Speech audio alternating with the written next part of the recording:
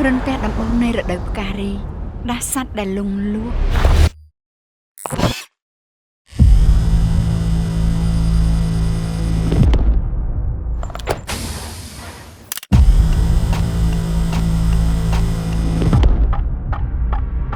នៅគៀមប្រយ័ត្នប្រតិបត្តិការនេះទុកជាការសម្ងាត់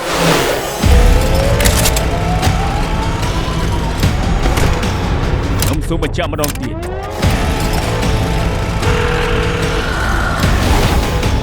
បាញ់ឆោតពូចេញពី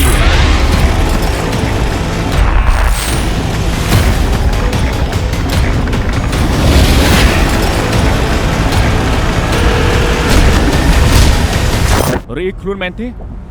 រៀខ្លួនរឿងអីទៅ